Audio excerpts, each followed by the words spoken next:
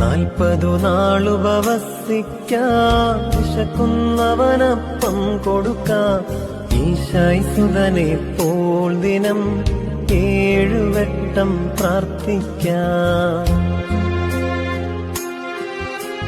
മോശയും ഏലിയാവും 40 ദിവസം നോമ്പെടുത്തു. നമ്മുടെ കർത്താവും നോറ്റു, ആകൽ കറുസായെ ജയിച്ചു.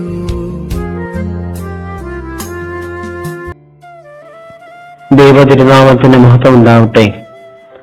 വലിയ നോമ്പിലെ 6ാം ഞായറാഴ്ച പിറവി കുരുടനെ യേശുക്രിസ്തു സൗഖ്യമാക്കുന്നതാണ് ഇന്നത്തെ വേദ പശ്ചാത്തലം. അന്ധതയിൽ നിന്ന് കാഴ്ചയിലേക്കുള്ള ഒരുവന്റെ യാത്രയാണ് ഈ ദിവസം നാം ചിന്തിക്കുന്നത്.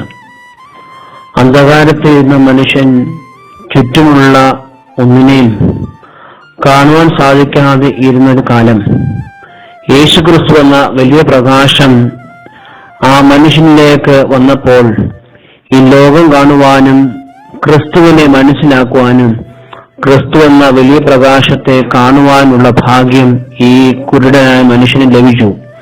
എങ്കിൽ പ്രിയമുള്ളവരെ, ഈ നോമ്പുകാലത്ത് യേശുതമ്പുരാനെ കാണുവാനും അവന്റെ പ്രകാശത്തിലേക്ക് അടുക്കുവാനും ആ പ്രകാശത്തിൽ ജീവിക്കുവാനും നമുക്ക് സാധിക്കണം.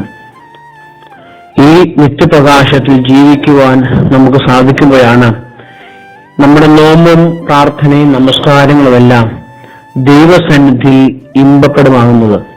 ആയതുകൊണ്ട് ആ അന്ധകാരനായ മനുഷ്യന് പ്രകാശം നൽകിയതുപോലെ അന്ധകാരത്തിൽ ജീവിക്കുന്ന നമ്മൾക്ക് ഓരോരുത്തർക്കും ദൈവികമാകുന്ന പ്രകാശം സ്വീകരിക്കുവാൻ നമ്മുടെ ജീവിതം കൊണ്ട് സാധിക്കട്ടെ എന്ന് പ്രാർത്ഥിച്ച് വാക്കുകൾ നിർത്തുന്നു.